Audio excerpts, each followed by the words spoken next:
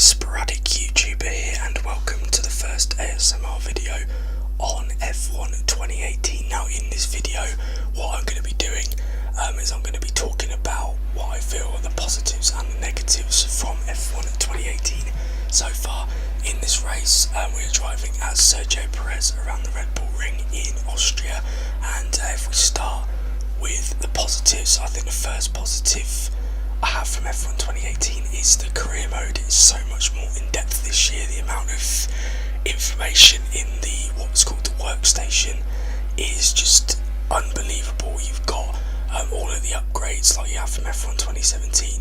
You've got the detailed results of every single driver throughout all 10 seasons of career mode, so you can see where every driver placed for every single round and compare it to yourself, which is a massive step up from last year. You also get emails now from Emma, your agent, Jeff, your race engineer, and Carl, who is basically Chris from F1 2017, but he's now Australian. So yeah, you now get emails before a race weekend and during a race weekend about, you know, what the weather's going to be like, if you're hitting your goals or not, how all the R&D is coming along. So it's just a massive step up. In terms of the race weekend itself, it's pretty much as it was in F1 2017 with the addition of ERS management. I'll get onto ERS in a minute, but yeah, apart from that, the race weekend is pretty much the same, but that doesn't really matter because it was pretty good for F1 2017 anyway. But yeah, career mode is a massive step up this year. The second point I wanted to make was the ERS management, which I was just alluding to. So basically, obviously you've got the hybrid system and the ERS energy that you can either automatically deploy it or manually deploy it, and basically depending on which mode you're in, it gives you a certain amount of energy that you can use to either attack or try and overtake somebody else or try and defend. And it's great. The ERS program is great for teaching you how to use it. I have it on automatic deployment at the moment because I'm not too familiar with using ERS, so I've got it on automatic deployment, but I'm using the ERS practice programs to try and teach me how to use it. But I think it's such a brilliant addition. You can really feel the difference from, say, F1 2017. If you're in Baku, for instance, in F1 2017, when I was driving around Baku, I would just get overtaken. So I'd get overtaken about 5 or 6 times per straight. And when I use the ERS to defend from other cars on that massive straight, I don't get overtaken at all. And you can really see where the ERS management has made a difference, and it's such a massive difference. It's a brilliant addition to the game, and it just adds that little bit of immersion as well if you have it on manual deployment. So ERS, it's a big thumbs up. The handling is pretty much the same as F1 2017, with the exception of there's not as much lateral sliding as there was, like when the car when you turn into a corner and all 4 wheels would just slide to the outside. It was kind of annoying sometimes, but I don't see as much of that in F1 2018, which is good. So if we move on to the things that I don't find as good, like I say, this isn't going to be a massively in-depth video. I'm just literally touching over the bits that that sounds really wrong, touching over the parts that still sounds wrong, that I feel are really positive and really negative. And if we're moving on to the negatives, the first negative is curbs. Curbs are so bad in this game, like literally one wheel on the curb and you are in Jupiter, and there is nothing you can do about it. Melbourne is the worst track. I know that curbs can catch you out, can catch Formula 1 drivers out, but not to the extent that I've experienced, where you literally graze the curb with the edge of your tyre and you've completely lost the back end, and it just doesn't happen, and it is really, really annoying. Obviously you can't, I'm not expecting to be able to, you know, completely manipulate the curbs, but I'd like a little bit more leniency with some of the curbs, because I think some of them are just far too harsh. I mean, it just would not happen in Formula 1 unless you were like seriously amateur. And bearing in mind that I play with traction control on as well,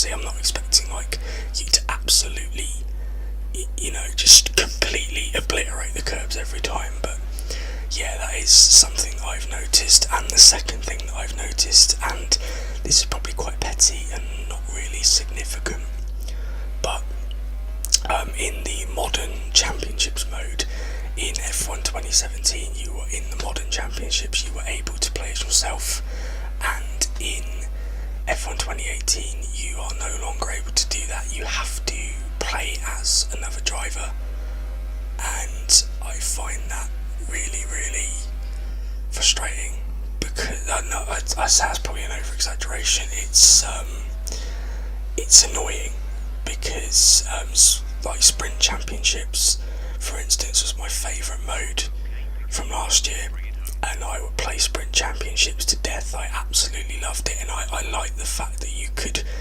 play as your own driver in this silly little championship with every other driver, and it just felt like it was just really, really fun. And I don't know what it is, but playing as an existing driver just takes a little bit away from it for me. And also it's kind of frustrating because I was planning to do a series of myself in the sprint championship on F1 2018. I'm not able to do that now, so maybe I'm a little bit bitter about it, but I have done a couple of sprint championships, and it's fine, but I would just like the ability to play as myself rather than an existing driver. So that's my petty little negative from this game. In terms of multiplayer, in terms of online, I've heard that it's completely broken. I don't really play online, so to be honest I can't really comment on it, but I've heard that online yet again early on is quite bad. But if I'm going to give Codemasters a little bit of slack, they can't really test that, to be honest, to a wider audience, just because of like beta restrictions and things like that. So I know that's quite brief, but those are my basic thoughts on the game. Let me know also, if you're watching this video, let me know what the audio's like, because I have a feeling it might be way too high, because I think I'm using a mic that's not really suited to this system. So if you're watching this video, please let me know what the audio's like and whether it's good enough and stuff. But yeah, this is literally like a brief overview. I'm not concentrating on too much because I'm not a reviewer. I'm not an F1 game. Although I've been playing F1 games all my life, I don't consider myself good enough at the game to be able to properly review it. So this is just a brief thing, just explaining what I like about the game and what I don't like so much about the game.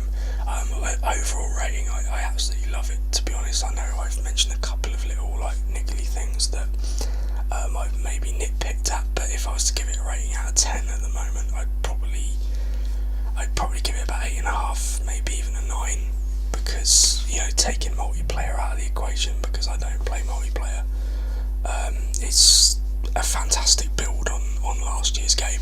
The career mode, especially, like I mentioned, is a massive step up this year. The graphics are slightly better, they have a better resolution, the handling has improved slightly as well, so on the whole it's a big improvement on F1 2017, and I reckon probably will go down as the greatest game that Codemasters have made in the franchise, providing that they get the online right eventually, which I hope they do for the online players. But that's basically just a brief summary of what I feel is really positive and really negative in the game. And the negatives I have are quite petty, which probably tells you that overall it is a pretty good game. If one of the only negatives that I have from the game is the fact that I can't play as myself in sprint championships, but that's basically it. So I just wanted to make this video, just having a race on F1 2018 and just explaining my thoughts. So I hope that you guys enjoyed. Thank you very much for watching. Please leave a like on it if you did enjoy it. Subscribe if you are new to the channel. Comment below any thoughts and suggestions you may have. If you'd like to check out my other channels and my social media, the links to those will be down in the description below. But thanks once again, and I will see you next time. Bye for now.